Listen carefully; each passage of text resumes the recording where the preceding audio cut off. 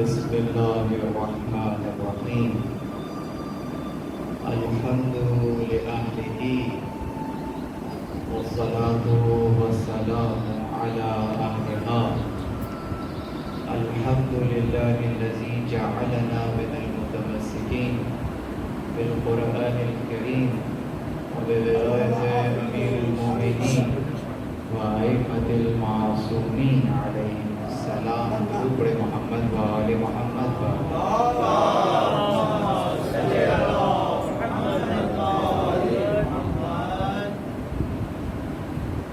أما بعد قال الله سبحانه وتعالى في محكم كتابه المجيد وفرقانه الحميد بسم الله الرحمن الرحيم وَلَقَدْ أَرْسَلْنَا مُوسَى بِآيَاتِنَا سبحان الله وَلَقَدْ أَرْسَلْنَا مُوسَى بِآيَاتِنَا أَنْ أَخْرِجْ قَوْمَكَ مِنَ الظُّلُمَاتِ إِلَى النُّورِ وَذَكِّرْهُمْ بِأَيَّامِ اللَّهِ إن في ذلك لآيات لكل صبار شكور درود محمد وآل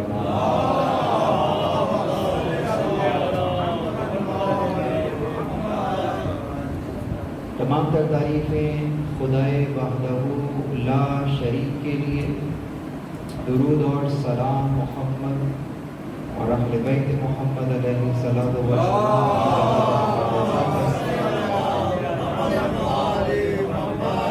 حمد ہے اس خدا کی کہ جس نے ہمیں اور آپ کو قرآن کریم، ولایت امیر المومنین اور دیگر ائمہ علیہم السلام کی ولایت و ولایت سے متمسک کیا۔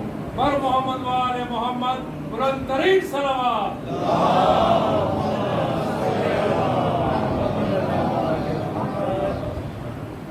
پروردگار عالم نے یہ لطف کیا ہے، یہ توفیق بخشی ہے کہ ہم اور آپ ایک مرتبہ اور ان ہستیوں کا تذکرہ کر رہے ہیں کہ جن ہستیوں کے طفیل پروردگار عالم نے ہمیں نعمت ہدایت دی ہے، یعنی دوسرے الفاظ میں وہ رزق دیا ہے کہ جس رزق کی وجہ سے یا جس کو پانے کے لیے، جس کو پا کر ہم اس مقام تک پہنچ سکتے ہیں جہاں خدا ہمیں دیکھنا چاہتا ہے۔ یقیناً بہت اہم تعریفیں ہیں جو گزر گئیں اور بہرحال ایام وہی ہیں۔ ہم اور آپ 17 کی مناسبت سے یہاں جمع ہوئے ہیں۔ 17 تاریخ 2 معصومین سے متعلق ہے، اور یہ حسن اتفاق ہے یا حسن انتظام کہ دونوں معصومین کا لقب بھی صادق ہے۔ پر محمد و آل محمد صلوات۔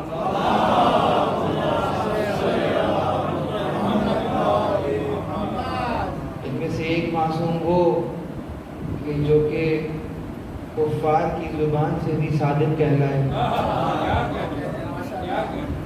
اور ایک معصوم وہ کہ جو کہ کفار کو الگ منافقین کی زبان سے بھی صادق کہلائے، کہ مجبوراً جب بیان ہوتا ہے تو امام صادق نے فرمایا تو ان کی زبان سے بھی جو ان کا نام آتا ہے وہ صادق ہی آتا ہے۔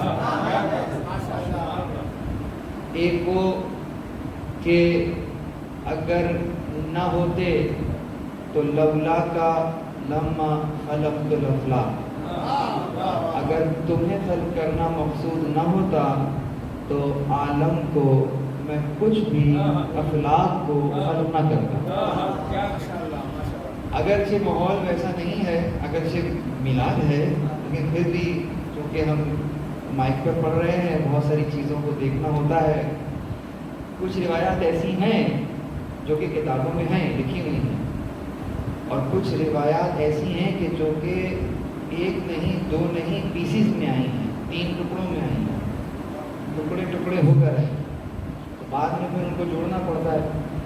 پھر ہوتا یہ ہے کہ پہلے ٹکڑے کے راوی بہت ہوتے ہیں، لیکن دوسرے ٹکڑے کے راوی اتنے نہیں ہوتے جتنے پہلے ٹکڑے کے ہوتے ہیں، اور پھر جو اس کے آگے والا ٹکڑا تیسرا ٹکڑا ہے اس میں تو بہت ہی کم راوی اس قدر کم ہوتے ہیں کہ انسان سوچ میں پڑ جائے کہ جب پہلے ٹکڑے کے اتنے راوی ہیں تو انہوں نے یہ بات نہیں سنی اور نہیں بیان کی، اور اس بنیاد پر پھر نتیجہ یہ نکالا جاتا ہے کہ نہیں حدیث ضعیف ہے، چونکہ پہلے ٹکڑے کے اتنے راوی ہیں اور آخری ٹکڑے کے اتنے راوی نہیں ہیں اور حدیث بھی سمجھ میں نہیں آ رہی ہے، تو اس کو ایک طرف کر کے کہتے ہیں کہ یہ ضعیف ہے۔ جبکہ بہرحال لکھنے والوں نے لکھا، محدثین نے لکھا، اور ان 2 ٹکڑوں کے راویوں کا کم ہونا کوئی عقل کے خلاف بھی نہیں ہے، اور وہ اس انداز سے کہ اگر آپ سے اور مجھ سے کوئی مسئلہ پوچھا جائے جو کہ نجاست سے متعلق ہو، طہارت سے متعلق ہو، سڑک پہ کھڑے ہیں آپ اور ایک بچہ بھاگتا ہوا آیا اور کہتا ہے کہ مولانا یہ میرے کپڑوں پہ چھینٹیں آئی ہیں، پاک ہیں نجس ہیں، تو ہم روڈ پر کھڑے ہو کے مسئلہ بیان کریں گے، کوئی مسئلہ نہیں ہے، جس کو سننا ہے سن لیں، کوئی ایشو نہیں ہے، کیوں؟ سادی سی بات ہے۔ اسی لیے فقہ کے باب میں اس انداز سے جب روایات آتی ہیں تو راوی بہت ہوتے ہیں، جس کو جہاں موقع ملتا ہے بیان کرتا ہے، چاہے بس میں ہو، چاہے وہ باہر کہیں ایسے موقع پہ ہو جہاں پر عوام موجود ہو، وہ یہ نہیں دیکھتا کہ سامنے والا کون بیٹھا ہوا ہے، کہاں بیٹھا ہوا۔ جیسے آپ ابھی منقبت سن رہے تھے، منقبت پڑھ رہے تھے، لیکن ایک مقام ایسا آیا کہ انہوں نے مائک سے الگ ہو کر ایک لفظ ادا کیا جو آپ نے تو سنا، لیکن اگر کوئی باہر کان لگا کے سن رہا ہو تو وہ کیا کہے گا؟ وہ پوری منقبت سنائے گا، نہیں کہے گا تو وہ لفظ نہیں کہے گا جو انہوں نے کہا تھا۔ اب آپ لاکھ قسمیں کھائیے کہ ارے میں نے خود سنا ان کو کہتے ہوئے، میں نے خود سنا، لیکن وہ جو باہر سن رہا ہے کہا نہیں مجھے آواز نہیں آئی، میں نے بھی سنا، تو اس میں کون غلط کہہ رہا ہے کون صحیح کہہ رہا ہے؟ دونوں اپنی جگہ صحیح کہہ رہے ہیں۔ جو باہر والا ہے وہ بھی صحیح کہہ رہا ہے کہ میں نے نہیں سنا، اس لیے کہ انہوں نے ان کو نہیں سنایا، لیکن آپ کو تو سنا دیا نا۔ تو بہت سی باتیں ایسی ہوتی ہیں کہ جو اپنوں کو سنائی جاتی ہیں، غیروں کو نہیں سنائی جاتی۔ اگر غیروں کو نہیں سنائی جاتی تو اپنوں کو یہ خیال کرنا ہوگا کہ جب وہ بات غیروں کو اس وقت نہیں سنائی گئی تو آج میں مائک پر کیوں سناؤں؟ سمجھ میں آئی بات؟ لاجک سمجھ میں آئی؟ ائمہ علیہ السلام کا طریقہ کار سمجھ میں آیا؟ تو یقیناً زیارتیں اور بھی ہیں، تمام کی تمام زیارتیں تعلیم کی، لیکن جب صفوان کو زیارت دی تو کہا صفوان گھر کی چھت پر جانا، پھر دائیں دیکھنا، پھر بائیں دیکھنا، پھر آسمان کی طرف دیکھنا، یقین کر لینا چھت پر ہو، دیکھیے نا اس انداز سے بھی تو دیکھیے، اور اب یہ زیارت پڑھنا، ادھر ادھر کیوں دکھوا رہے ہیں؟ اتنی زیارتیں ہیں، کہاں کہاں پڑھتے ہیں آپ؟ نہیں یہ جو دے رہے ہیں نا یہ ہر جگہ پڑھنے کی نہیں، چھت پہ جاؤ، کھلی فضا میں پڑھو۔ کیوں؟ جواسیس کا مجمع ہے، گھر میں زیارت پڑھو گے تو جو دے رہے ہیں بلند آواز میں پڑھو گے، راز کو فاش کر دو گے، سمجھ رہے بات؟ اس کے اندر ایسی چیزوں کو رکھا ہے کہ جب بیان کرو گے اللہم لنا ظالم ظلم حق محمد وعلی محمد، پوچھنے والا سوال کرے گا یہ پہلا ظالم کون ہے جس نے محمد اور علی محمد کو ظلم کیا؟ کیا جواب دو؟ گھر کی چھت پر جاؤ، کہاں پر بیان کرو؟ کیوں؟ تمہاری نسل میں تو یہ زیارت جانی چاہیے، اپنوں کو پتہ ہونا چاہیے، لیکن اگر شر پھیلنے کا اندیشہ ہو تو پھر اپنی آواز کو روک لینا، تنہائی میں پڑھنا، مجمع میں۔ تو بالکل اسی طریقے سے بہت سی ایسی روایات ہیں جس کے اس انداز کے جو ٹکڑے ہیں جو میں نے بھی پڑھا بھی نہیں ہے، لیکن کیونکہ سب اپنے ہی بیٹھے تو بیان کر رہے ہیں۔ لولا کلمہ خلق الافلاق کا پہلا ٹکڑا 33% کمپلیٹ حدیث ہے، 66% غائب. آگے چلتے دوسرا ٹکڑا لولا علی لما خلقتک. یہ بھی بڑا خطرناک جملہ اور اس کے راوی پچھلے ٹکڑے کے راوی سے ذرا کم ہے کہ اگر علی نہ ہوتے تو آپ کو خلق نہ ہوتا. آپ پریشان ہو رہے ہیں کیا ہو رہا ہے, کیا بات سن رہے ہیں. راوی بھی پریشان ہو رہے ہیں, اکثر سننے والے بھی پریشان ہو رہے ہیں. اور اگلا جملہ لولا فاطمہ, اگر فاطمہ نہ ہوتی لما خلقتکما, تم دونوں کو خلق نہ کرتے. بات کہاں جا کر ختم ہوئی. اچھا اب سوال, اب یہاں پر محدثین نے قدم اٹھایا اور اس کی شرح کی. ایسا نہیں چھوڑ دیا کہ آپ کہیں کہ یہ کیا کیا آپ نے, رسول اللہ سے بھی بڑھا دیا ہے, علی سے بھی بڑھا دیا, کوئی ان کی حیثیت ہی نہیں ہے. اگر ان کو خلق نہ کرنا ہوتا تو ان کو خلق نہ کرتے. یہ تمام باتیں سننے کو ملیں گی, آپ بیان نہیں کر سکیں گے, پریشان ہو جائیں گے. تو ہم نے کہا نہیں, حدیث کو نہ بیان کرو نا, حدیث کو اپنے معنی اور مفہوم کے ساتھ بیان کریں کہ اگر آپ کو خلق کرنا مقصود نہ ہوتا تو یقیناً میں افلاق کو خلق نہ کرتا. اس کے بعد کے جو کلمے ہیں وہ کس چیز کو بیان کر رہے ہیں, وہ رسول اللہ کی خلقت کے علت غائی کو بیان کر رہے ہیں. یہ جملہ یاد رہے گا کہ رسول اللہ کی خلقت کی جو علت غائی ہے, غائی جو چھپی ہوئی علت ہے اصلاً, اس کو بیان کر رہے ہیں کہ ہم نے آپ کو خلق ہی کیوں کیا. یہاں پر بات کی ہے یعنی آپ کو اگر خلق کرنا مقصود نہ ہوتا تو ہم جہان کو یہ خلق نہیں کرتے. تو اس کو پلٹ کر دیکھ لیجیے, یعنی ہم جہان کو خلق کر رہے ہیں تو اب یقیناً لازمہ یہی ہے آپ ہوں گے تو جہان خلق ہوگا, جب آپ ہی نہیں ہوں گے تو اس کی بھی کیا ضرورت. سمجھیے گا بات کو, سمجھیے گا کیوں یہ جہان کے لیے آپ اتنے امپورٹنٹ کیوں ہیں کہ جہان ایک طرف آپ ایک طرف. آپ کو خلق کرنے کا مقصد کیا ہے, مقصد کیا ہے آپ بیان کرتے ہیں کہ پروردگار کہہ رہا ہے وما خلقت الجن والانس الا ليعبدون, ہم نے نہیں خلق کیا جنوں اور انسانوں کو مگر یہ کہ ہماری بندگی اختیار کریں. تو اس کا مطلب یہ ہوا جنوں اور انسانوں کو نہیں خلق کیا مگر یہ کہ ہماری بندگی اختیار کریں.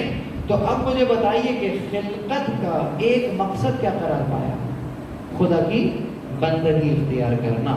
بندگی کب اختیار کی جائے گی, جب خدا کی معرفت ہوگی.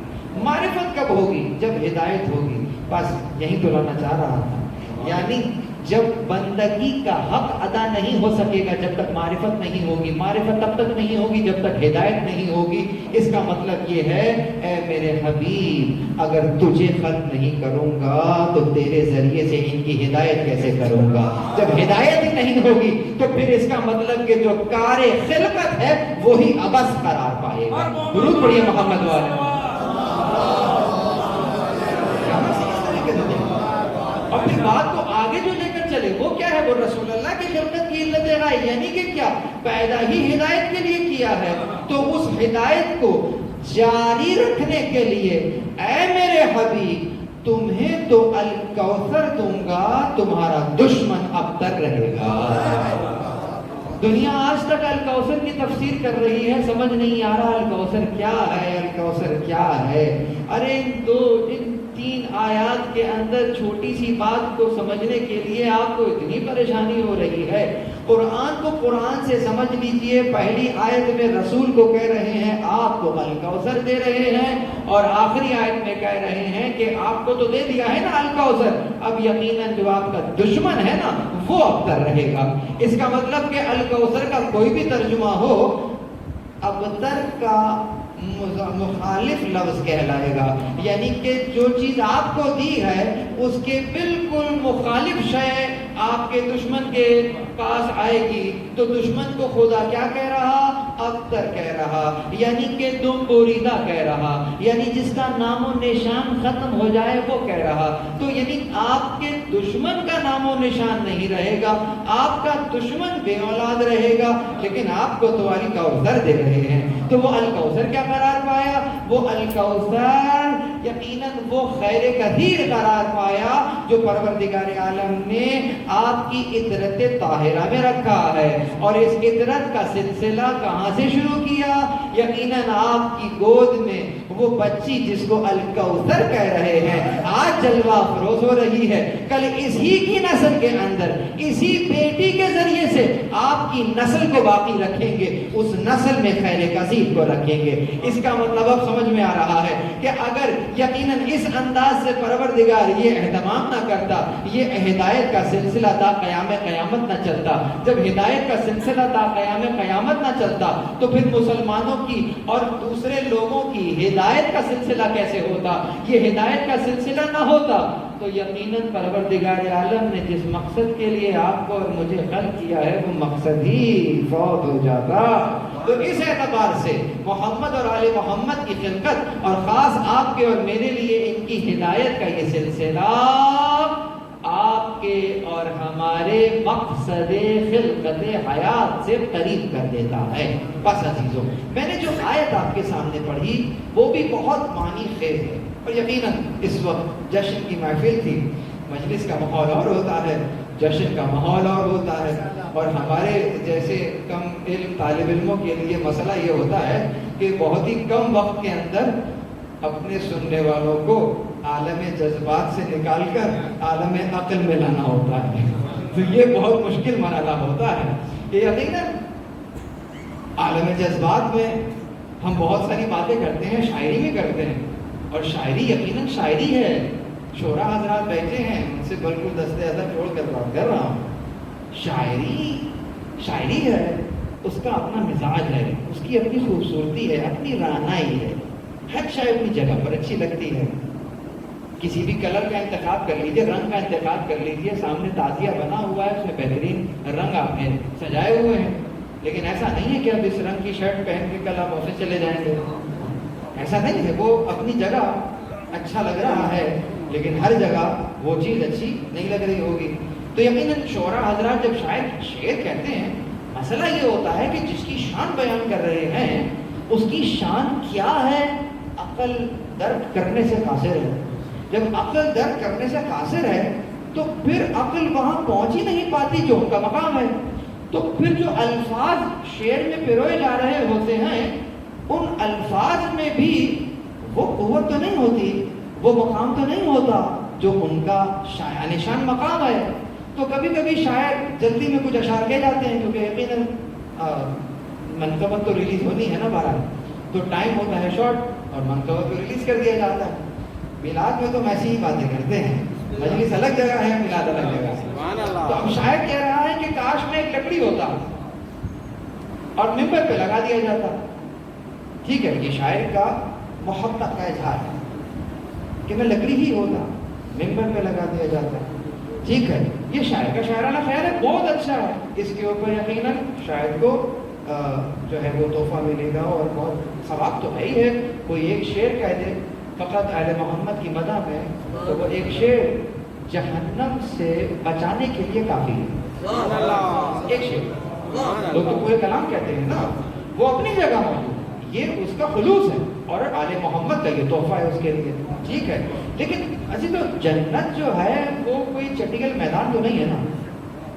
ایسا تو نہیں ہے نا کہ سب کے سب ایک جنت میں آ گئے, سب بیٹھ گئے اس طریقے سے اور یہ جنت ہے. ٹھیک ہے, سر سمجھیے گا. اب کوئی مسئلہ ہے نا کہ عالم عقل میں آتے آتے تھوڑا سا بھائی ایسا ہے کہ ایسا ہے یا نہیں ہے. جنت میں درجات ہے یا نہیں. اللہ نے انبیاء کو بھیجا, دل کا رسول فضلنا بعضهم علی بعض, ہم نے انبیاء کو بھیجا, بعض کو بعض پر فضیلت دے دی. کوئی نبی سب ہیں لیکن سب نبی برابر نہیں ہیں. جب سب نبی برابر نہیں ہیں تو جو جنت میں موجود ہوں گے اہل جنت ہوں گے, کیا سب کے سب برابر ہوں گے؟ جب انبیاء میں فضیلتیں ہیں تو اہل جنت کی بھی فضیلتیں ہوں گی یا نہیں ہوں گی؟ بیان کروں ایک روایت, چلیے ایک روایت لیتے ہیں. اہل جنت کی روایت ہے, اہل جنت قطار بنا کر 70,000 سال, خدا معلوم کہ 70,000 سال کون سے ہیں, یہاں کے یا وہاں کے, روایت میں صرف 70,000 سال, 70,000 سال کھڑے ہو کر انتظار کریں گے کس چیز کا, کہ رسول اللہ کے چہرہ انور کی ایک جھلک کی زیارت ہو. جنت جنتی ہوں گے، جنت میں ہیں، انتظار میں ہیں کس کے؟ 70,000 سال کھڑے ہو کر رسول اللہ کے رخ انور کی زیارت کرنا چاہتے ہیں، ایک جھلک۔ یہ بھی ہیں، جنت میں ہیں، لیکن درجہ یہ ہے۔ اور کچھ وہ ہوں گے کہ جو کہ ان انوار مقدسہ کی تجلیات کو محسوس کرتے رہیں گے۔ اب دوسری روایت عرض کروں کہ اہل جنت اچانک پروردگار عالم سے ایک سوال کریں گے کہ جب وہ دیکھیں گے کہ جنت میں ایک روشنی ہوئی ہے اور پھر وہ کچھ مدھم ہوئی، تو وہ کہیں گے یہ روشنی کس چیز کی ہوئی؟ جنت میں تو سورج نہیں ہوتا نا کہ آگے بادل آ گیا ہے پھر ہٹ گیا ہے، اور ایسا نہیں۔ جنت کا موسم بڑا پلیزنٹ موسم ہے، وہاں گرمی نہیں ہے، روشنی ہے لیکن سورج کی تپش نہیں ہے، روشنی ہے، نورانی ہے، لیکن اس نورانی جنت میں اچانک سے ایک نور پھیلے اور پھر وہ کم ہو جائے، مدھم ہو جائے، تو پوچھنے والا پوچھے گا نا کہ نور کیسا ہے؟ تو جواب آئے گا کہ وہ پوچھیں گے کہ یہاں تو سورج نہیں تھا، یہ سورج کیسے نکلا ہے؟ تو آواز آئے گی نہیں، یہ سورج نہیں ہے، علی اور زہرا نے کسی بات پر تبسم فرمایا ہے۔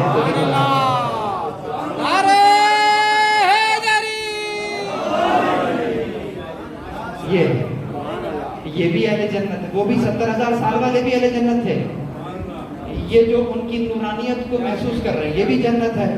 تو جنت میں جانا فقط کمال نہیں ہے، جنت میں کس درجے پہ گئے ہیں یہ کمال ہے۔ تو آئیے تھوڑا سا شعور کو بلند کر لیتے ہیں۔ مثال کے طور پر اگر کہنے والا کہے، وہ پڑھنے والے موجود ہیں تو میں آپ کو نہیں کہہ رہا ہوں، میں شاعر کو بھی نہیں کہہ رہا ہوں، آپ تو میرے بھائیوں کی طرح ہیں، خدا نخواستہ اس کو تنقید نہ لیجیے گا۔ میرا کام ہے، میری شرعی ذمہ داری ہے کہ میں معرفت کو بلند کروں۔ شاعر کہہ رہا ہے کاش میں اٹھایا جاتا، تم اٹھائے گئے ہو۔ ابھی اذان کی آواز آئے گی تو اس میں مؤذن کیا کہے گا؟ اشہد ان محمد رسول اللہ، یا یہ کہے گا اشہد ان کان محمد رسول اللہ، میں گواہی دیتا ہوں کہ اللہ کے رسول تھے۔ اللہ کے رسول تھے یا اللہ کے رسول ہیں؟ اللہ کے رسول ہیں۔ اب اگر اللہ کے رسول ہیں تو تم کس کے زمانے میں ہو؟ رسول اللہ کے زمانے میں ہو۔ تو یہ کاش نہ کہو کہ کاش میں وہاں ہوتا۔ اچھا ہوتا تو کیا کرتے؟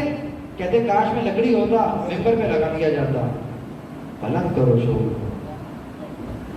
جواب اسی نام، تو اگر دور پیغمبر میں اٹھایا جاتا، تو اگر دور پیغمبر میں اٹھایا جاتا، کیا سبب ہے صحابہ میں نہ پایا جاتا؟ کیوں بنا دیتا خدا تجھ کو فقط ایک لکڑی؟ یہ بحث میں بھی ہے، اس کو ترجمے بھی کر لیجیے گا۔ کیوں بنا دیتا خدا تجھ کو فقط ایک لکڑی؟ کیا برا ہوتا جو سلمان بنایا جاتا؟ کیا برا ہوتا جو سلمان بنایا جاتا؟ وہ جیسے کہہ رہے تھے کیوں بنا دیتا، کیوں بنا دیتا خدا تجھ کو فقط ایک لکڑی؟ کیا برا ہوتا جو سلمان بنایا جاتا؟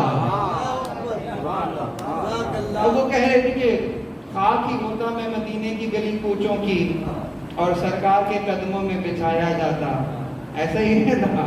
تو بھیا ذرا شعور کو بلند کرو، یہ دعا مانگ کہ ہوتا میں ستاروں کی طرح، کیوں بھلا اشیاء بے زر سا اگایا جاتا؟ رسول اللہ کے دور میں اگر میں اور آپ ہوتے، لیٹ سپوز ہوتے، اگر واقعی نہیں ہوتے تو وہ بات بالکل ٹھیک تھی کہ کیا کر رہے ہوتے؟ غزوات میں شامل ہوتے اور لہو بہایا نہیں جا رہا ہوتا، میں خود لہو بہا رہا ہوتا۔ لہو بہایا کون جائے گا؟ لہو تو وہ بہائے گا جو سامنے سے آ کر وار کرے گا اور تمہارا لہو بہائے گا، سمجھ رہے ہیں؟ بہایا نہ جا رہا ہو، میں خود اپنی مرضی سے اپنے اختیار سے موجود ہوتا اور اپنا لہو بہا رہا ہوتا، یہ کر رہا ہوتا، میں کعبے کی چھت پہ کھڑا ہوتا اور اذان دے رہا ہوتا رسول اللہ کے دور میں۔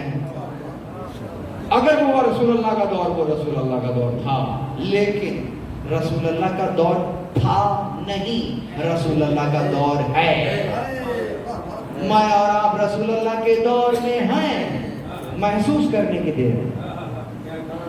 آئیے جواب دیتے ہیں، اشعار کی دیکھ کبھی یہ بتائیے، بہت توجہ رہی، بہت توجہ، ہم رسول اللہ کے دور میں ہیں تھے نہیں، بہت توجہ۔ اللہ نے رسول اللہ کو رحمت بنا کے بھیجا، ٹھیک ہے، آخری نبی بنا کے بھیجا، تو رسول اللہ کون ہوئے؟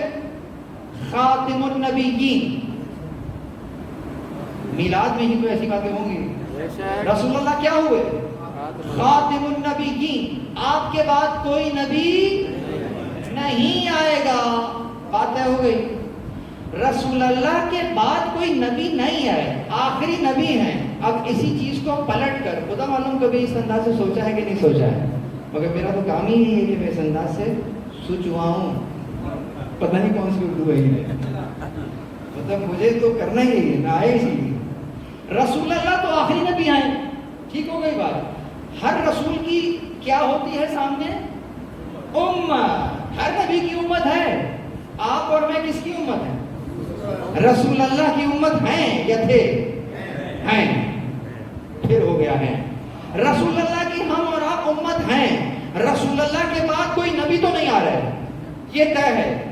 جب رسول اللہ کے بعد کوئی نبی نہیں آ رہے تو اس نبی کی امت کا تو سوال ہی پیدا نہیں ہوتا۔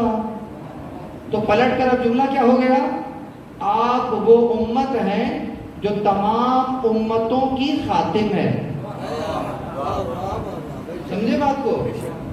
اپنا عہدہ سمجھا؟ رسول اللہ کا عہدہ ہے خاتم النبیین، اب کوئی نبی نہیں آنے والا۔ آپ کا عہدہ کیا ہے؟ اسی عہدے میں آپ کا عہدہ چھپا ہوا ہے کہ میرے بعد کوئی امت نہیں آئے گی، میں امتوں کا خاتم ہوں، میرے بعد اب کسی نبی کی امت نے نہیں آنا۔ کب تک نہیں آنا؟ قیامت تک نہیں آنا۔ یہ بات سننے میں بہت اچھی بھی لگ رہی ہے اور ہے، لیکن مسئلہ کیا ہے؟ مسئلہ یہ ہے کہ یہ بہت بڑی نعمت تو ہے، لیکن نعمت بغیر ذمہ داری کے نہیں ہوتی ہے، اور ذمہ داری یہ ہے کہ چونکہ تم آخری امت ہو تو اب تمہارے اوپر ہی نثار ہے، اگر چاہو تو وہ جو ہم نے اس رسول کو بھیجا ہے لِيُظْهِرَهُ عَلَى الدِّينِ كُلِّهِ، تاکہ اسے تمام ادیان پر غالب کرے گا۔ تم اس نبی کی امت ہو، تمہارے کاندھوں پر ذمہ داری ہی یہی ہے کہ اپنے نبی کو لِيُظْهِرَهُ عَلَى الدِّينِ كُلِّهِ، یہ جو پروردگار کا ارادہ ہے، پروردگار نے تو ارادہ کیا ہے، لیکن پروردگار کے اس ارادے پر اس انداز سے جس کو پایہ تکمیل کہیں گے، وہ مسبب الاسباب ہے، وہ اسباب مہیا فرمائے گا۔ تو تم کو اور مجھ کو یہ دعا مانگنی چاہیے کہ پروردگار آج کے اس دن کے طفیل مجھے ان اسباب میں سے قرار دے جن اسباب کے تحت رسول اللہ کو تمام ادیان پر غالب ہونا ہے۔ درود پڑھیے محمد و آل محمد کا۔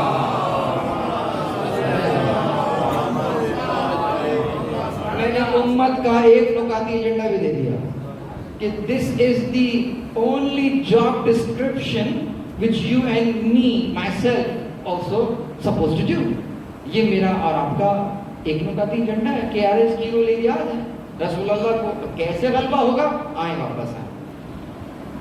وَلَقَدْ أَرْسَلْنَا مُوسَىٰ بِآيَاتِنَا، ہم نے موسیٰ کو بھیجا بِآيَاتِنَا، اپنی نشانیاں دیں، ٹھیک ہے۔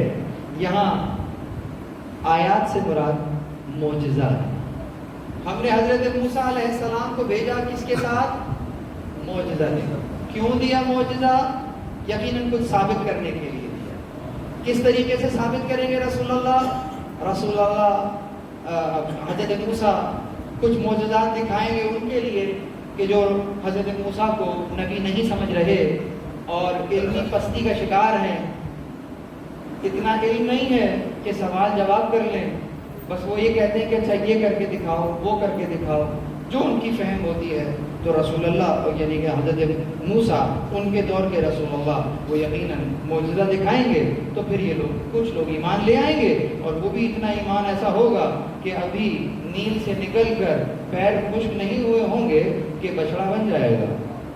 مسئلہ یہ ہے کہ معجزوں کو دیکھ کر فقط جو ایمان لے کر آ رہے ہوتے ہیں تو وہ اس انداز کے ایمان ہوتا ہے کہ جو ایمرجنسی والا اسلام ہوتا ہے وہ 1 منٹ میں ادھر سے ادھر ہو جاتا ہے۔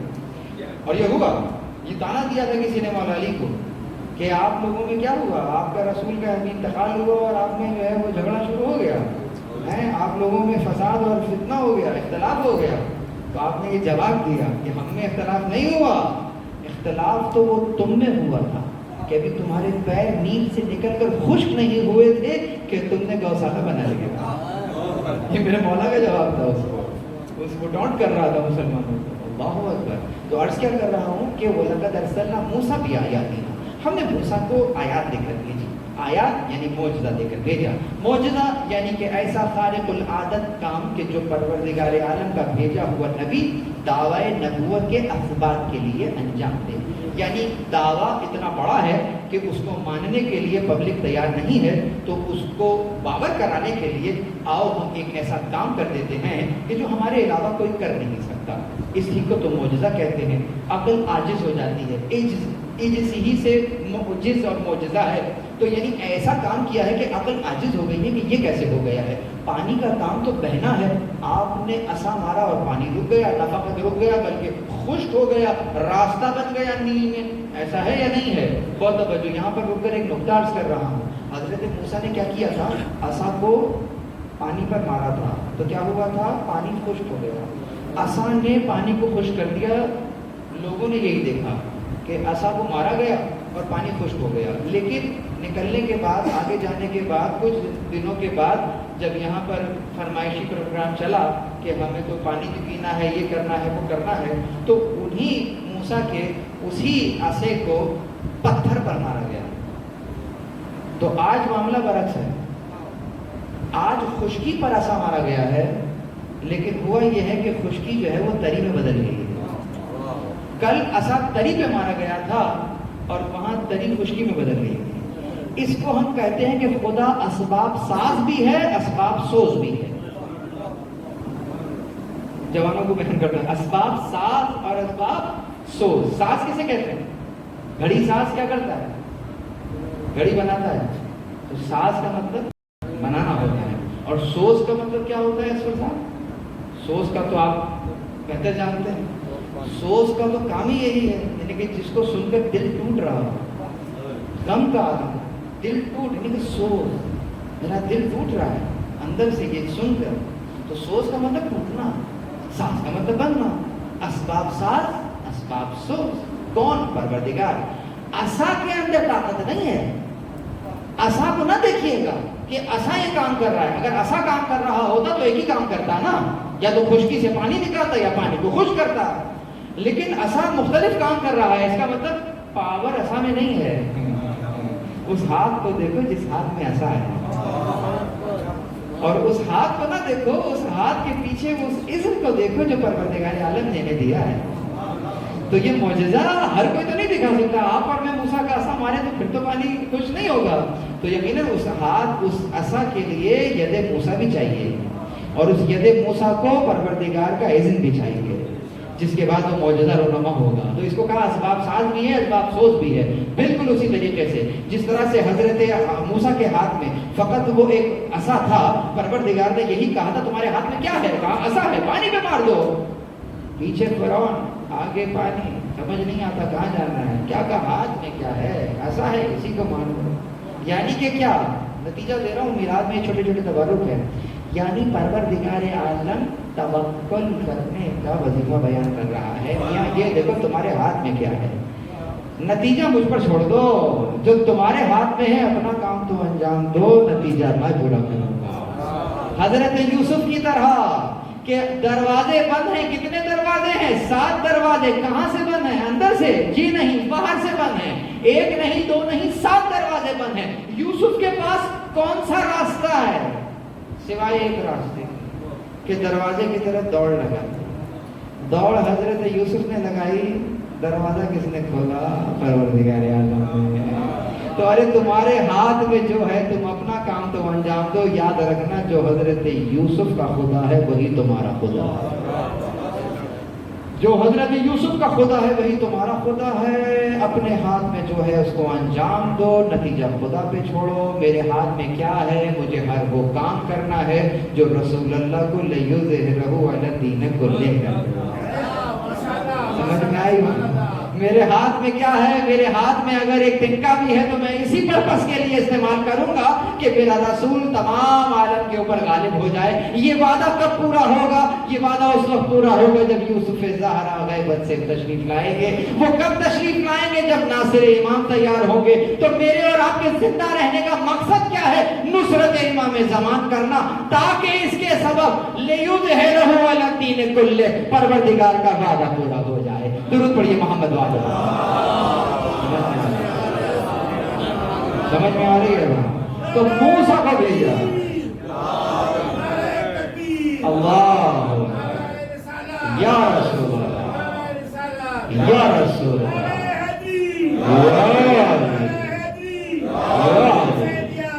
जिंदा जिंदा मुर्दा मुर्दा।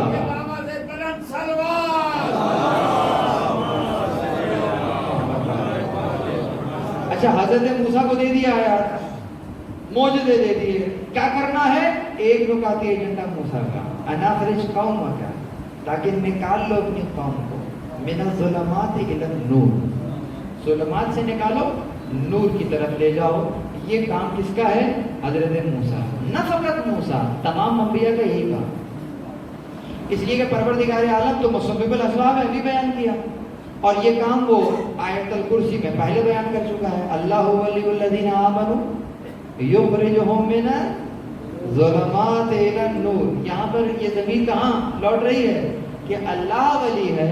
वो किनका वली है? उनका वली है। अल्लाहु वलियुल्लज़ीना आमनू, वो लोग की जो ईमान लेकर आए हैं। अब जब ईमान लेकर आए हो तो अल्लाह ने अपनी वलायत किस अंदाज से बयान की? कहा हम ही तो हैं तुम्हारे वली, क्योंकि तुम ईमान लेकर आए हो। तो हमने क्या किया? हमने तुम्हें ज़ुलमात से निकाला और नूर की तरफ ले गए। तो ये काम किसने कर? यहाँ आयतुल कुर्सी में तो परवरदिगार कर रहा है ना, लेकिन परवरदिगार तो मुसब्बिबुल असबाब है। वो असबाब मुहैया करता है जिसके सबब काम होता है। तो वो असबाब कौन से हैं? अभी बयान किया, अंबिया को भेजा, और हजरत मूसा को कह रहा है कि इसलिए भेजा है तुम्हें कि अनखरिज कौमक मिन ज़ुलमात इला नूर, ताकि ले जाओ अपनी कौम को ज़ुलमात से निकाल कर कहाँ ले जाओ? नूर की तरफ ले जाओ। बुजुर्गों को तो सबक सुना रहा हूँ, जवानों से पूछ रहा हूँ। असर साहब, ये ज़ुलमात की मुकाबले पर जो इस्तेमाल हो रहा है लफ्ज़, क्या इस्तेमाल हुआ? नूर। ये सिंगुलर है या प्लूरल? सिंगुलर। और ज़ुलमात सिंगुलर है या प्लूरल? अच्छा, ऐसा हो गया। वहाँ जमा है और इधर वाहिद। क्यों? निकाला कहाँ से था? ज़ुलमात से निकाला है। तो लेकर कहाँ जाना चाहिए? अनवार की तरफ ले जाना चाहिए। ऐसा है या नहीं है? चलो, एक तरफ की बात आधी है, समझ में आ गई। आयत आगे चल रही है, यहाँ खत्म नहीं हुई है। वल्लज़ीना कफ़रू, जिन लोगों ने कुफ्र इख्तियार किया, तो कहते हैं औलियाहुम तागूत, यानी 2 नंबर औलिया भी मौजूद है। 1 नंबर ही का तो 2 नंबर बनता है। अल्लाह तो वली है जो निकाल रहा है ज़ुलमात से नूर की तरफ, तो 1 नंबर की 2 नंबर कॉपी बनी। तो कहा वो जो 2 नंबर कॉपी है ना, वो भी वली है, मगर वो किसका वली है? वो उसका वली है जो कुफ्र करते हैं। तो तमाम कुफ्र करने वालों का एक वली है, और वो वली कौन है? उसका नाम है तागूत। वल्लज़ीना कफ़रू औलियाहुम तागूत। तागूत किससे बनता है?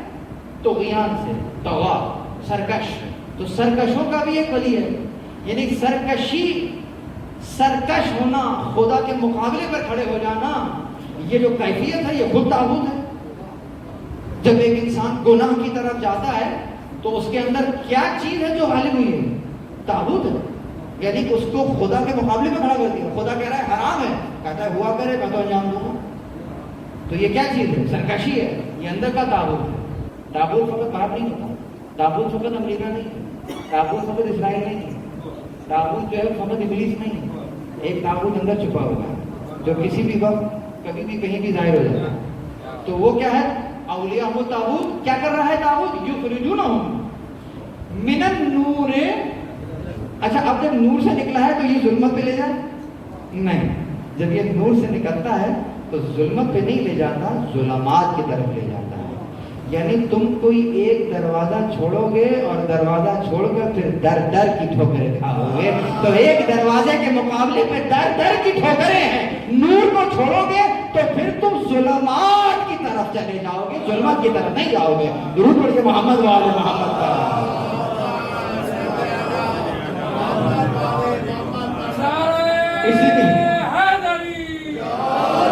اسی لیے کہتے ہیں کہ در بدر پھرتے ہیں باقاعدہ بستر لے کر. در بدر پھرتے ہیں باقاعدہ بستر لے کر، علم کے در سے منہ موڑ کے جانے والے. علم کا در چھوڑیں گے تو پھر در در کی ٹھوکریں ملیں گی. تو کیا کہا؟ اس کا مطلب یہ ہوا کہ جب ظلمات سے نکلے تو نور کی طرف پروردگار ہدایت کر رہا ہے. وہ نور کون سا ہے جس کی طرف پروردگار ہدایت کر رہا ہے؟ اور اس نور سے جب تم نکلتے ہو تو وہ ظلمات کون سی ہیں جہاں جہاں چلے جاتے ہو؟ آؤ تمہیں بیان کروں. اگرچہ مجھے نہیں پتا میرے پاس وقت کتنا بچا ہے، آیاتوں سے آیتیں نکل رہی ہیں، بیان کرتا چلا جا رہا ہوں اور تمام ترجموں کی ذمہ داری میں خود اپنے اوپر لے رہا ہوں. کسی کو کوئی اعتراض ہو، محسن بھائی کے پاس نمبر موجود ہے، وہ ان سے بات کر سکتا ہے. میں قرآن کو قرآن سے پڑھنے کا عادی ہوں. میں ادھر ادھر کی باتوں کو، سنی سنائی باتوں کو آپ کو نہیں بیان کر رہا ہوں. جب قرآن کو کھولا تو قرآن کہہ رہا ہے، پروردگار عالم رسول اللہ پر کیے گئے احسانات کو بتلا رہا ہے کہ الم یجد کا یتیما فآوا، کیا ہم نے تمہیں یتیم نہیں دیکھا، یتیم نہیں پایا، وآوا، اور تمہاری مدد نہیں کی، تمہاری نصرت نہیں کی، تمہاری سرپرستی نہیں کی، تمہاری پرورش نہیں کی. آوا کے بہت سے معنی ہے. فآوا یہاں پر چونکہ یتیم کے مقابلے پر استعمال ہوا ہے تو قرینے کو دیکھا جائے گا کہ چونکہ تمہارا کوئی سرپرست نہ تھا، تم یتیم تھے، تمہارے اوپر چھت نہیں تھی، تو ہم چھت بنے. فآوا پس ہم بنے. اب میں یہاں سے کیا بیان کروں؟ جا کر تاریخ میں دیکھیے کہ رسول اللہ کے اوپر چھت کون بنا ہے. تو وہ مسلمان جو ان کا کلمہ ڈھونڈ رہا ہے اسے یہ ڈھونڈنا چاہیے کہ وہ چھت کون سی ہے جو پروردگار کہہ رہا ہے کہ تم نہیں بنے تو میں بنا ہوں. وہ کون سا نفس پاکیزہ ہے کہ جس کے فعل کو پروردگار اپنا فعل کہہ رہا ہے. تاریخ کہہ رہی ہے کہ رسول اللہ کو پناہ دی ہے تو کس نے دی ہے؟ ابو طالب نے دی ہے. پروردگار کہہ رہا ہے میں نے پناہ دی ہے. یعنی ایسا پاک و پاکیزہ نفس ہے جب کوئی کام کر رہا ہے پروردگار کہہ رہا ہے تم نے نہیں کیا، میں نے کیا ہے. درود پڑھے محمد وآل محمد کا.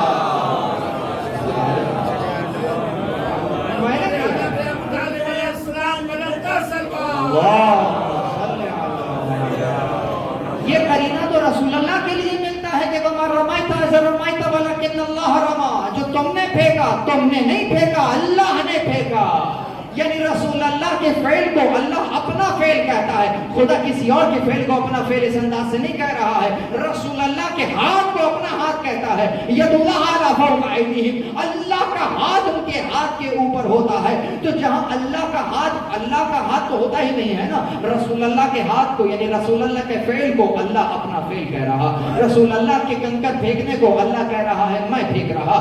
بالکل اسی طریقے سے اگر ذرا سا اوپر چلے جاؤ تو رسول اللہ کی جو پرورش کر رہا ہے تو اللہ کہہ رہا ہے تم پرورش نہیں کر رہے، ہم پرورش کر رہے ہیں. یہ ہے مقام حضرت ابو طالب. اللہ اکبر. تو کیا کہہ رہا ہے؟ فآوا، ہم نے مدد کی. آیت پڑھ رہا ہوں نا میں، روایت تو نہیں پڑھ رہا کہ کوئی ضعیف ہو ہے، کوئی رافضی راوی ہو درمیان میں. تو یہ تو رافضی راوی تو نہیں ہے، بیچ میں تو جبرائیل ہیں.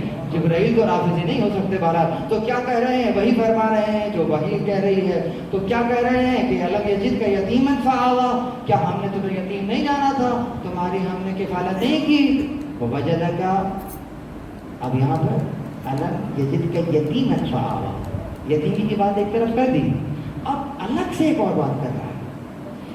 ووجدک ضالا فہدی، اور ہم نے تمہیں ضالا پایا، فہدا، پھر تمہاری ہدایت کر دی. جائیے ترجمہ دیکھیے کیا ہوا. ہم نے تمہیں بھٹکا ہوا پایا. کس کو؟ ضالت کا ترجمہ کیا کر دیا؟ بھٹکا ہوا. کیوں؟ سورہ ہم میں ہے نا غیر المغضوب علیہم ولا الضالین. تو یہ وہی ضال تو ہے یہاں پر جو آیا.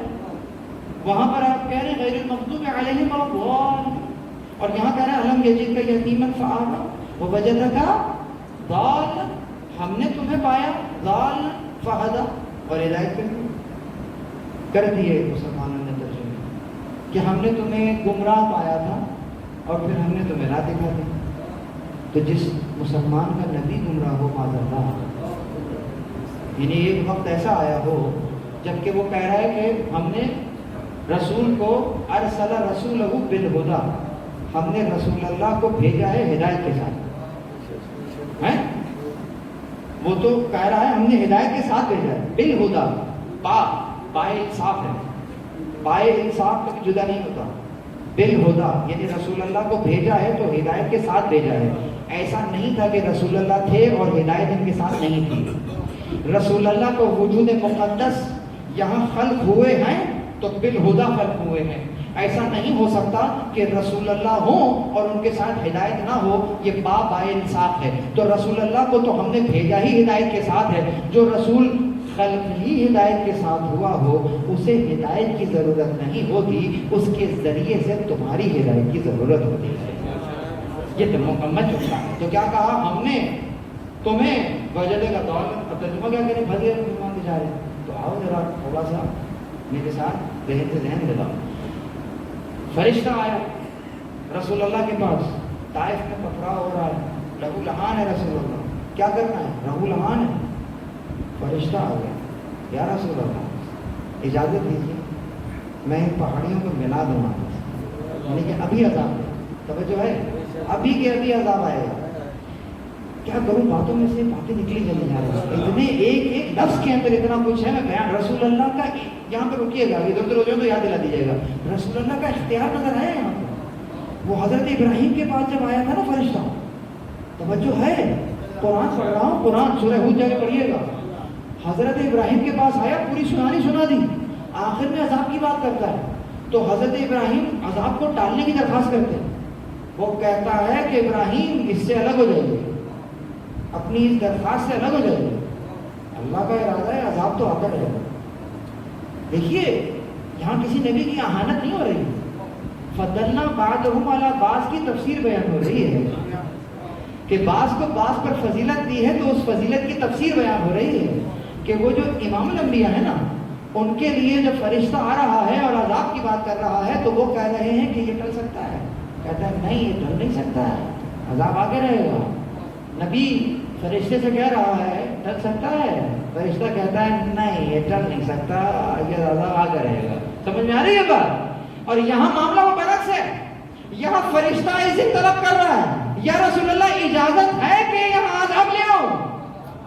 یہاں منع کرنے والی ذات جو ہے وہ فرشتوں کی نہیں ہے, رسول منع کر رہے ہیں کہ نہیں یہ مجھے جانتے نہیں ہیں. رسول اللہ کا اختیار سمجھ میں آیا؟ وہاں فرشتہ حکم دے رہا گویا نہیں یہ تو آگے رہے گا, کیس کھارے. یہاں پر فرشتہ خود کیس لے کر آ رہا ہے کہ آپ کی اجازت سے لے آؤں عذاب. کہا نہیں یہ مجھے جانتے نہیں ہیں. جانتے نہیں ہیں کا مطلب کیا ہے, یہ مجھے پہچانتے نہیں ہیں. اب ذرا ترجمہ کرو, یہاں تک کہ رسول اللہ کا جملہ سمجھ لیا ہے نا, کیوں کہا رسول اللہ نے. آؤ ذرا پہلے آؤ, ایک جملہ بہت مشہور ہے, کلمۃ الحکمہ ضالۃ للمومن. حکمت کا کلمہ مومن کی گمشدہ میراث ہے. حدیث ہے یا نہیں ہے؟ ضالۃ للمومن, مومن کے لیے کیا ہے, گمشدہ میراث ہے, جہاں سے ملے لے لو. کس کی میراث ہے؟ مومن کی میراث ہے. کیا؟ کلمہ حکمہ. کون سا کلمہ حکمہ؟ کہا جو گمشدہ ہو, یعنی کہ تمہیں معلوم نہیں تھا, آج کافر سے پتہ چل رہا ہے, لیکن چونکہ حکمت کی بات ہے لے لو. کیوں؟ تمہاری میراث ہے, اس کی نہیں ہے. تو اس کا مطلب اس کلمے کے اندر کلمۃ الحکمہ ضالۃ للمومن میں ضالت کا ترجمہ کیا ہے؟ ضالت کا مطلب یہ ہوگا کہ تمہاری گمشدہ ضالن ہے. لے لیا ترجمہ. اب واپس آیت پہ آ جاؤ. الم یجدک یتیما فآویٰ ووجدک ضالا, ہم نے تمہیں ضالن پایا تھا. یہ ضالن کیا ہوا؟ ہم نے تمہیں گمشدہ پایا تھا. یعنی کہ کیا؟ تم ان کے درمیان میں موجود تھے. ہی نہیں تھا کہ ان کے درمیان میں کون موجود ہے. گویا انہوں نے تمہیں گم کر دیا تھا, تم ان کے درمیان میں گم شدہ تھے. فہدا, ہم نے ہدایت کر دی کہ کیسا رسول ہے جو تمہارے درمیان میں ہم نے مبعوث کیا ہے. اب سمجھ میں آیا کہ یہ کس کے لیے بات ہو رہی ہے. اسی لیے رسول اللہ نے یہ نہیں کہا کہ یہ سارے کے سارے کافر ہیں, یہ سارے کے سارے مشرک ہیں. کیا کہا؟ یہ مجھے جانتے نہیں ہیں, میں ان کے درمیان میں ہوں, انہیں پتہ ہی نہیں کہ ان کے درمیان میں کون ہے. رسول اللہ کو یہی تو کہا گیا کہ ہاں ہم دیکھ رہے ہیں کہ تم ان کے درمیان میں تو ہو, لیکن انہیں قدر نہیں ہے کہ کون ان کے درمیان میں ہے. آؤ ہم ان کی ہدایت کا سامان کر دیتے ہیں. پھر آپ ہی دیکھیے کیسے کیسے تھے جو وہاں سے نکل کر یہاں آ گئے, کیسے کیسے تھے جو بےزر آئے بوزر ہو گئے, کیسے تھے جو فارس میں عیسائی تھے لیکن جب آئے تو محمدی ہو کر اٹھ گئے. درود پڑھیے محمد و آل محمد. اور یہ بات پوری ذمہ داری سے کہہ رہا ہوں, یہ محمدی ہونے کا کارخانہ آج بھی کھلا ہوا ہے. یہاں وقفہ برائے نماز یا کسی قسم کا کوئی بورڈ نہیں لگا ہوا ہے کہ 11 ہجری میں دروازہ بند ہو گیا. جی نہیں, آج بھی کھلا ہوا ہے. جاننا چاہتے ہو, اس دروازے کو دیکھنا چاہتے ہو, پروردگار نے یہ دروازہ 11 ہجری میں بند نہیں کیا ہے. اگر دیکھنا چاہو 61 ہجری میں آنا, تمہیں رات کی تاریکی میں ہی صحیح ایک دروازہ ایسا نظر آئے گا کہ اگر چند لمحوں میں کوئی تفکر اور تدبر کر لے اور اس دروازے پر پہنچ جائے, پہنچنے سے پہلے لعن اللہ تھا, پہنچنے کے بعد علیہ السلام ہو جاتا ہے. درود پڑھیے محمد و آل محمد پر. صحیح ہے نا؟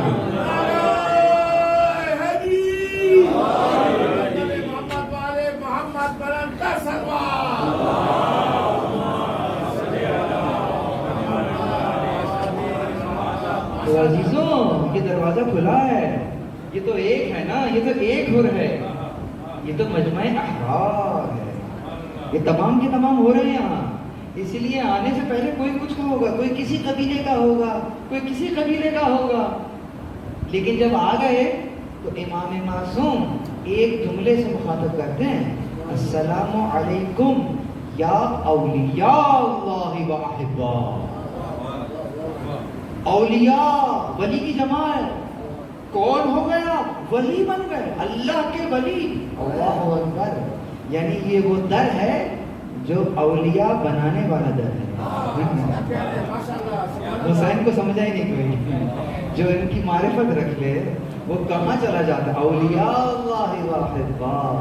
تو کیا عرض کر رہا تھا, تو پروردگار عالم نے اسی لیے جب نور کا لفظ استعمال کیا تو مقابلے کے اوپر ظلمات استعمال کر رہا ہے, لیکن ظلمات کے مقابلے پر انوار نہیں کہہ رہا. کیوں؟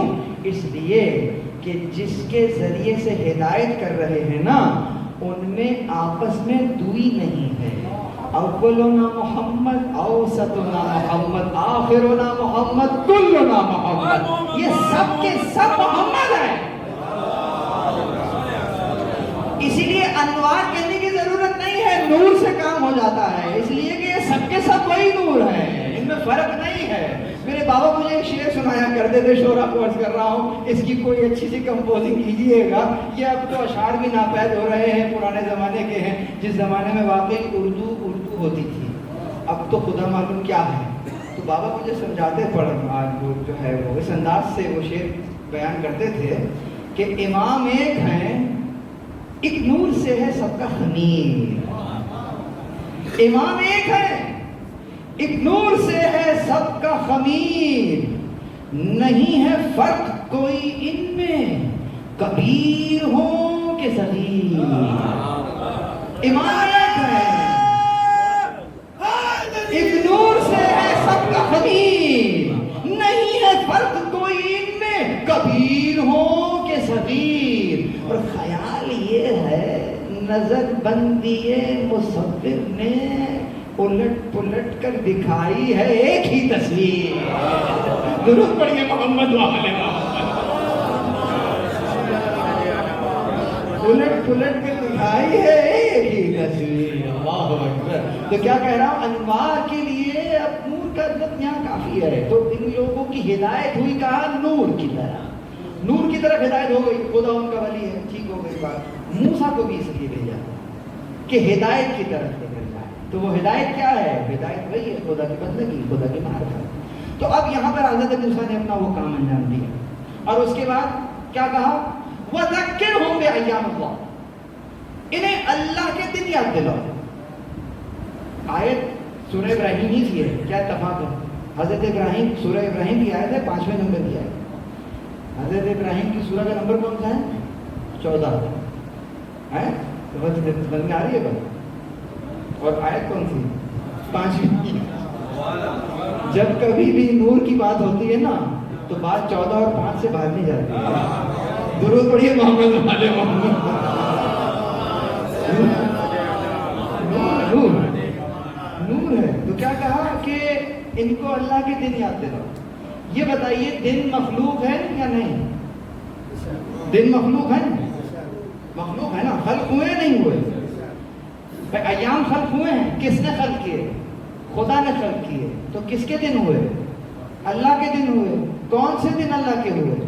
جو دن خلق ہوا ہے مخلوق ہے، اور ہر مخلوق خالق کی ہے، تو تمام کے تمام ایام کس کے ہوئے؟ اللہ کے ہوئے۔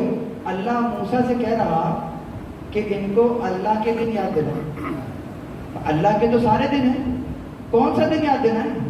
تو اس کا مطلب یہ ہے کہ یہاں کہنے کا کوئی خاص مقصد ہے، قرینہ ہے، سمجھنا پڑے گا۔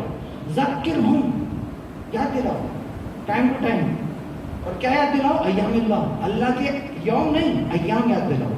اب یہاں پہ پھر تفصیل کی گئی، وہ کون سے دن ہیں جو اللہ کے دن ہیں؟ تو تفصیل کا نتیجہ یہ آیا اقوال معصومین کی روشنی میں کہ، اور آیات قرآنی کی روشنی میں، کہ خود آیات کہتی ہیں اے بنی اسرائیل تم ان نعمتوں کو یاد کرو جو میں نے تمہیں دی، ان نعمتوں کو یاد کرو جو میں نے تمہیں دی۔ تو نعمتوں کو جب یاد کرو گے تو کیا ہوگا؟ جب نعمتیں یاد ہو رہی ہوں گی، کون یاد دلائے گا؟ رسول اللہ، یعنی کہ ان کے رسول اللہ یاد دلائیں گے، حضرت موسیٰ یاد دلائیں گے، نعمت کو یاد دلائیں گے، تو کیا ہوگا؟ نعمت کو یاد دلائیں گے تو نعمت دینے والے کا شکر ادا کیا جائے گا۔ جب نعمت دینے والے کا شکر ادا کیا جائے گا معنی اور مفہوم کے ساتھ، تو نتیجہ کیا ہوگا؟ نتیجہ یہ ہوگا کہ مخلوق خالق سے قریب ہو جائے گا۔ تو جب نعمت کو یاد کیا جائے تو نتیجتاً مخلوق خالق سے قریب ہو جاتا ہے۔ یہ مخلوق خالق سے قریب کیوں ہو رہی ہے؟ نعمت کو یاد کر کے۔ تو جس دن کسی نعمت کو یاد کیا جائے اور نتیجہ یہ نکلے کہ خدا سے وہ جو قرب ہے وہ مزید بڑھ گیا ہے، تو جب خدا سے قرب بڑھ جائے تو وہ کسی اور کا دن نہیں ہے، وہ اللہ کا دن ہے۔ تو جس دن تمہارا اور میرا اللہ سے قرب بڑھ رہا ہے، اصلاً یہ کس کا دن ہوگا؟ یہ خدا کا دن ہوگا۔ کیوں؟ میرا بندہ میرے قریب آ گیا ہے، میں تو اس کے قریب تھا، اس نے مجھ سے دوری کر لی تھی، آج یہ بھی میرے قریب آ گیا ہے۔ تو ان کو یاد دلاؤ اللہ کے دن۔ کیسے یاد دلاؤ؟ نعمتیں یاد دلاؤ۔ کون سی نعمتیں یاد دلاؤ؟ تو ابھی بیان کیا، پانی میں ہٹ گیا، خشکی نمودار ہو گئی، پتھر پہ مارا، خشکی ختم ہو گئی، پانی نمودار ہو گیا، یہ کیا وہ کیا، اجزا بنا، فرعون سے نجات، یہ نجات، وہ خان کا آنا، وہ دسترخوان سجانا، کتنی نعمتیں دی، کتنی نعمتیں دی۔ ان کو سب کی سب نعمتیں یاد دلاؤ، نتیجہ کیا ہوگا؟ نتیجہ یہ میرے قریب ہو جائیں گے۔ بس عزیزو، یہ تمام کی تمام نعمتیں ہیں جو ان کو مل رہی ہیں۔ پروردگار عالم ان نعمتوں کے ذریعے سے بنی اسرائیل کو کہہ رہا کہ تم ان نعمتوں کو یاد کرو، نتیجتاً یہ دن ایام اللہ قرار پائیں گے۔ اب آ جائیے اس طرف کہ پروردگار عالم نے یاد کرنے کو تو کہا ہے، لیکن کہیں یہ نہیں کہہ رہا کہ میں سوال بھی کروں گا تم سے ان نعمتوں کے بارے میں۔ سمجھ میں آ رہی ہے بات؟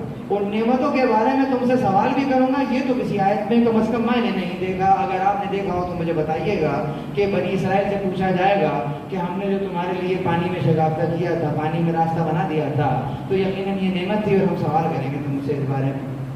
ہم سوال کریں گے کہ ہم نے تم پہ آسمان سے خوان نازل کیا تھا، تو ہم سوال کریں گے کہ کتنی روٹیاں تم نے کھائی تھیں۔ ہم پوچھیں گے تم نعمت کے بارے میں پوچھیں گے۔ کوئی ایسی روایت ہے؟ کوئی پھٹی ہوئی کتاب نہیں، کوئی کتاب لکھی ہو، ایسی کوئی روایت نہیں لکھی، کوئی بک اسٹال پہ رکھی ہوئی ہو۔ اب تو ماشاءاللہ قبلہ بتا رہے تھے بہت سارے نئے نئے ورژن آ گئے ہیں، ہیں بہت سی نعتیں آ گئی ہیں، تو بہرحال ایسی ہی کوئی نعت آئی ہو جس کے اندر کوئی سلسلہ ہو؟ نہیں ہے نا، نہیں بیان کیا نا، ان نعمتوں کا سوال نہیں ہو رہا نا. ارے وہ تو خدا ہے. میں آپ کو اپنے گھر دعوت پہ بلاؤں اور جب آپ دعوت کھا کر گھر جا رہے ہوں تو میں کہوں ایک سیکنڈ رکیے حساب دے دیجیے کہ روٹیاں کتنی کھائی تھیں، شربت کے گلاس کتنے پیے تھے. آپ میرے بارے میں کیا سوچیں گے؟ یہ کیسا آدمی ہے، یہ کھلا بھی رہا ہے اور اس طریقے سے مجھ سے حساب مانگ رہا ہے. یہ تو آپ اور میں نہیں اپنے لیے روا رکھیں گے، یہ آپ اور میں اپنے لیے ایک آر سمجھیں گے کہ میں اس انداز سے کسی کو حساب دے رہا ہوں کہ کتنی روٹیاں کھائیں تھی، کتنا پانی پیا تھا. پروردگار عالم اگر کہہ رہا ہو ثم لتسألن یومئذ عن النعیم، اس دن ہم تم سے نعمت کے بارے میں سوال کریں گے، تو مجھے بتاؤ وہ نعمت کون سی نعمت ہوگی جس کے بارے میں خدا سوال کر رہا ہوگا؟ یہ کھانا پانی تو وہ نعمت نہیں ہوگی نا جس کا پروردگار آپ سے اور مجھ سے سوال کرے گا. یقیناً وہ نعمت کوئی ایسی نعمت ہے کہ اگر وہ نعمت نہ ہوتی تو یہ نعمتیں بھی تمہیں نہ ملتی. وہ جو ایک نعمت ہے وہی ہدایت کی نعمت ہے. لولا کا لما خلقت الافلاک، تجھے خلق کرنا مقصود نہ ہوتا کچھ خلق نہ کرتا. یعنی نعمت ہدایت ہے، اور وہ نعمت ہدایت کس کے ذریعے سے استمرار ہو رہی ہے تا قیامت تک جا رہی ہے. من کنت مولاہ فہذا علی مولاہ. یقیناً یہ نعمت ولایت ہے جو تمہیں اور مجھے مل رہی ہے. ہم تم سے سوال کریں گے ہم نے تمہارے لیے ایسے رہبران کا انتخاب کیا تھا، تم نے ان کے ساتھ کیا کیا؟ آؤ ذرا جواب تو دے دو. درود پڑھیے محمد وعلیہ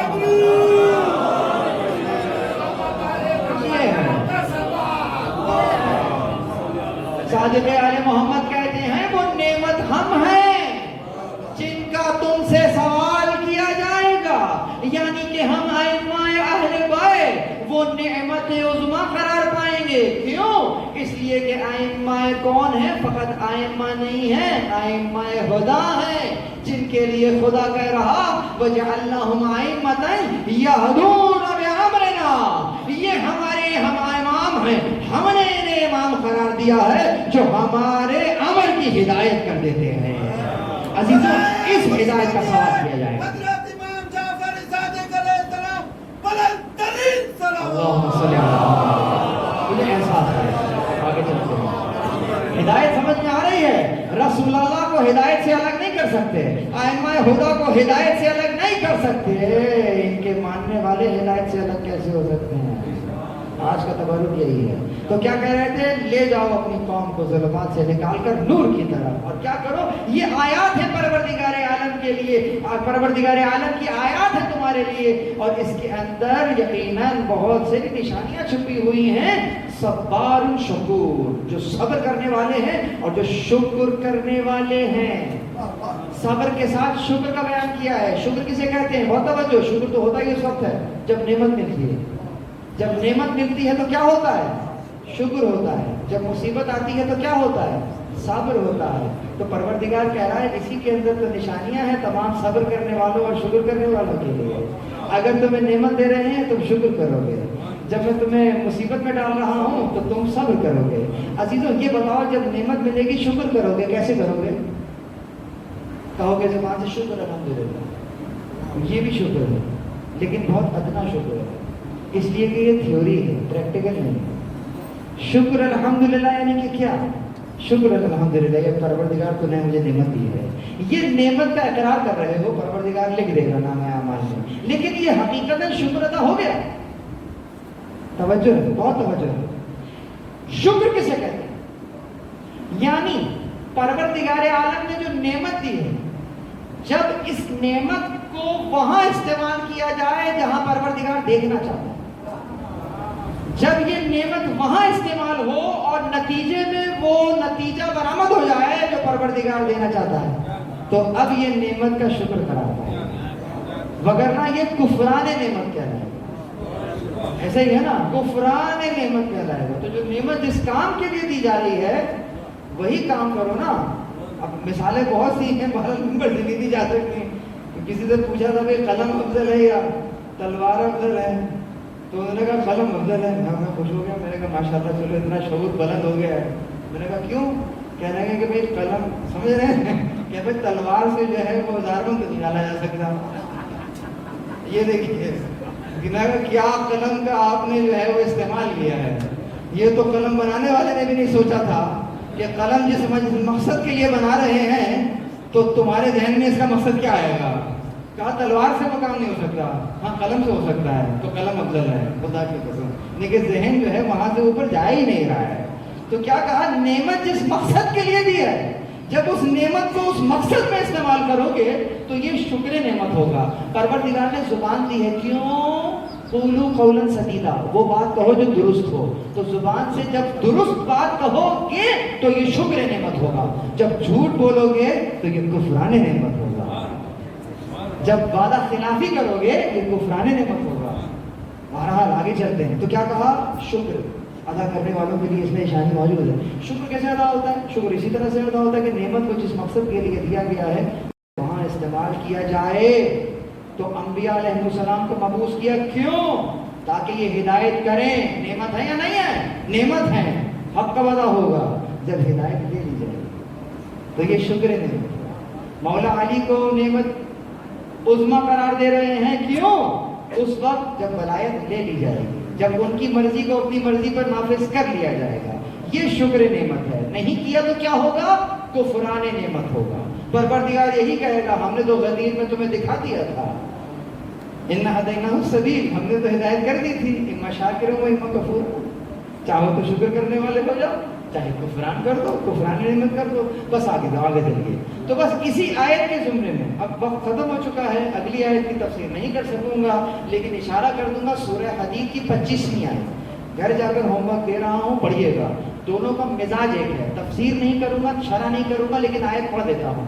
وہاں پہ کہا تھا وَلَقَدْ, اب یہاں پہ کہہ رہا ہے کہ ہم نے بعثنا, کہ ہم نے بھیجا وَلَقَدْ أَرْسَلْنَا مُوسَىٰ بِآيَاتِنَا, ہم نے بھیجا ہے موسیٰ کو آیات کے ساتھ.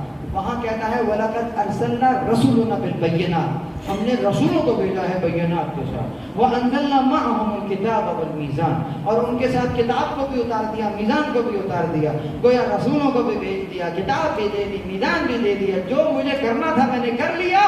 اب ایک کام ہے وہ تم نے کرنا ہے. وہ کیا ہے؟ لِيَقُومُ النَّاسُ بِالْقِسْطِ, لِيَقُومُ النَّاسُ, تاکہ لوگ آمادہ ہو جائیں, تاکہ قیام کریں. میں بالکل وہ ترجمہ کروں جو آیت ہے, لِيَقُومُ النَّاسُ, تاکہ لوگ قیام کریں, بالقسط, عدل کے ساتھ.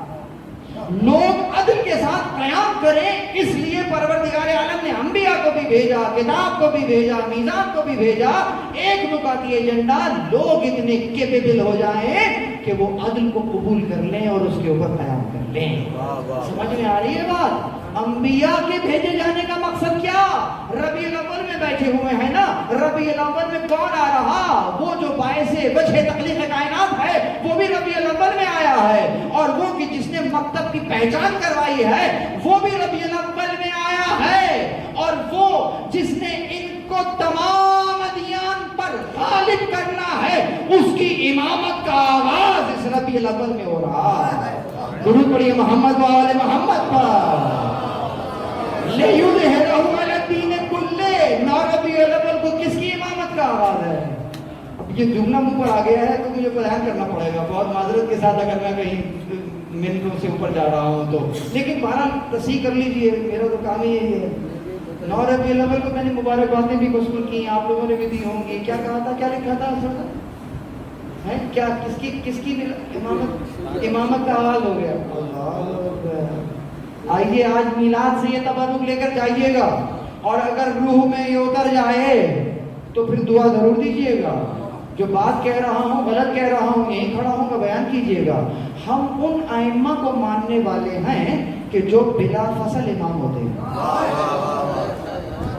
ان کی امامت میں فصل نہیں ہوتا. جب فصل نہیں ہوتا تو بلا فصل ہی امام ہے نا. 11ویں امام کی شہادت ہو جاتی ہے 8 ربیع الاول کو فجر کی نماز کے بعد. تو فجر کی نماز کے بعد جیسے ہی امام کی شہادت ہوئی, امام کون ہے؟ امام زمان. امام زمان امام ہے, بہت توجہ ہے. تو امام زمان کی امامت تو شروع ہو گئی 8 ربیع الاول کو، کیونکہ میں تو بلا فصل امام مانتا ہوں، جو نہیں مانتا اس کا مجھے معلوم نہیں ہے. یعنی یہاں شہادت ہوئی، اگلے ہی لہجے یہ امام ہے، انہی کے سرانے امام ہیں، اور امام ہی کے ہاتھوں تجویز تکبیر ہونی ہے. یہ تمام چیزیں موجود ہیں یا نہیں؟ تو 9 کو کیا ہو رہا ہے؟ کہنے کا فرق ہے، سمجھیے. وہ جو 8ویں کا دن شروع ہوا تھا، شب لگتی ہے تو دن شروع ہو جاتا ہے نا. 8ویں کا جب دن شروع ہوا تھا اس وقت امام کون؟ اس وقت امام 11ویں امام تھے. جو ہے لیکن ابھی دن ختم نہیں ہوا، آدھا دن ختم ہوا ہے، یعنی رات ختم ہوئی ہے، صبح کا آغاز ہوا ہے، آدھا دن ختم ہوا ہے، باقی کا آدھا شروع ہوا ہے. اس شروع ہوئے ہوئے دن میں اب امام کون ہے؟ 12ویں امام ہے. دن شروع ہو چکا ہے، تو اس دن میں، اس دن کی شروعات میں امام 11ویں امام تھے، اور یہاں پر 12ویں امام اب امام ہو گئے ہیں. لیکن جب نبی کا دن شروع ہوا ہے تو نبی کا دن، اب بہت توجہ رہے، اب یہ نہ کہنا کہ نبی کے دن امام کی امامت شروع ہو رہی ہے، بلکہ یہ مبارکباد دینا یوم کو کہ آج تم شروع ہو رہے ہو میرے زمانے کی امام کی امامت میں. تو 9 کو دن شروع ہو رہا ہے امام زمان کی امامت میں. امامت تو کل ہی شروع ہو چکی تھی، دن آج شروع ہو رہا ہے، یعنی ایک نئے دور کا آغاز ہو رہا ہے. اور کون سا امام؟ امام بھی وہ کہ جس کے ہاتھوں کربلا کا انتقام لیا جانا ہے، جس کے ہاتھوں رسول اللہ کو غالب ہونا ہے، جس کے ہاتھوں لِيَقُومُ النَّاسُ بِالْقِسْطِ ہونا ہے، کہ لوگ عدل کے ساتھ قیام کریں گے. کیسے قیام کریں گے؟ یہ ظہور کرے گا، اور ظہور کرنے کے بعد عوام میں کیا کرے گا؟ عدل و انصاف کو ایسے رائج کر دے گا جیسے یہ زمین ظلم و جور سے بھر چکی ہوگی. تو گویا امام زمان علیہ السلام کے ظہور کی جو علت ہے وہ بھی یہی قرار پائے گی کہ جب ان کے ناصر آمادہ ہو جائیں، جب ان کے لوگ آمادہ ہو جائیں، لِيَقُومُ النَّاسُ، جب عوام اتنی باشعور ہو جائے کہ اپنے لیے حق کو حق سمجھنے کے لیے کیپیبل ہو جائے، جب امام زمان کی معرفت حاصل ہو جائے، جب ان کا اصل مقام سامنے آ جائے، اس کو امامت کو جب اپنے پورے سیاق و سباق اور پوری تابانی کے ساتھ اپنے نفس پر نافذ کر لے، اب یقیناً وہ یوسف زہرا پردہ غیب سے ہمارے سامنے جلوہ افروز ہوں گے. یہ ہے وہ تبرک آج کا خاص. میں نے انبیاء کی ولادتوں کو بھی ٹچ کیا ہے، میں نے رسول اللہ کی ولادت کا مقصد بھی بیان کیا ہے، اور اسی ربیع الاول میں جو 9 کا دن آپ گزار کے آج یہاں بیٹھے ہوئے ہم میلاد منا رہے ہیں، یقیناً یہ تمام کی تمام نسبتیں ہمیں اپنی ذمہ داری کا احساس دلواتی ہیں، اور وہ ذمہ داری کوئی اور نہیں ہے، وہ عدل کا قیام ہے. اور عدل کا قیام ہے جو کہ ائمہ معصومین کی روشنی کے اقوال کی روشنی میں ہے، قرآن کی روشنی میں ہے، حدیث کی روشنی میں ہے. اس کا نتیجہ کیا ہوگا؟ نتیجہ یہ ہوگا کہ سب سے پہلے مہدویت میرے نفس پہ ظہور کرے گی، اس کے بعد میرے خانوادے میں ظہور کرے گی.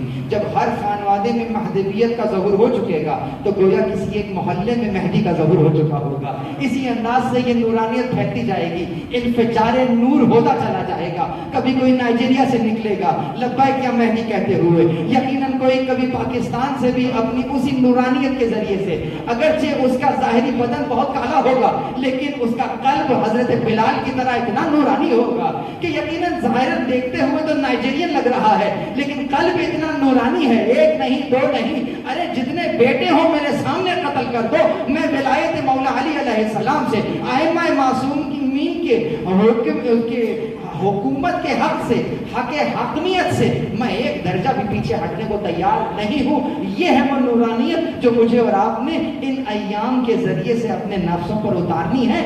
جس دن یہ نورانیت میرے نفس میں جذب ہو گئی، سمجھ جانا وہ دن کوئی اور دن نہیں ہے، ایام اللہ ہے، اللہ کا دن ہے، کیونکہ تم اللہ کے ایسے قریب ہو گئے ہو جیسے وہ تمہیں دیکھنا چاہتا ہے. پروردگار آج کے اس میلاد کو، اگرچہ میں نے بہت کوشش کی کہ عالم عقل تک لے کر آؤں اور یقیناً آپ نے میرا ساتھ بھی دیا ہے، تو بس اب میں یہ دعا مانگ رہا ہوں، پروردگار عالم تجھے واسطہ محمد اور اہل بیت محمد علیہ السلام کا، کہ ہمیں آج کے اس میلاد سے یہ تبرک دے دے کہ ہم یوسف زہرا کی ویسی نصرت کر سکیں جیسا تو دیکھنا چاہتا ہے. ہم ایسے ناصر بن جائیں رسول اللہ کو آج کے دن اس سے اچھا دینے والا کوئی تحفہ نہیں ہوگا کہ یا رسول اللہ آپ کا آخری فرزند جو پردہ غیب میں ہے اس کے لیے میرے پاس نصرت کا تحفہ موجود ہے، میں اسے اپنی نصرت دینا چاہتا ہوں، اس کو قبول کیجئے گا، نتیجے میں مجھے بھی انہی اسباب میں شامل کیجئے گا جن اسباب کے تحت آپ تمام دنیا کے اوپر، تمام ادیان کے اوپر غالب ہو رہے ہوں گے۔ پروردگار عالم ہمیں یہ توفیق عنایت فرما کہ ہم کلمہ حق کو پورے عالم اسلام میں بلند کریں، پورے عالم اقوام میں بلند کریں اور امام زمان علیہ السلام کے ناصروں میں سے شمار ہوں۔ پروردگار عالم جتنے لوگ بھی اس وقت یہاں بیٹھے ہوئے ہیں، سن رہے ہیں، جہاں جہاں تک بھی میری آواز جا رہی ہے، ان کے گناہ کبیرہ و صغیرہ کو معاف فرما۔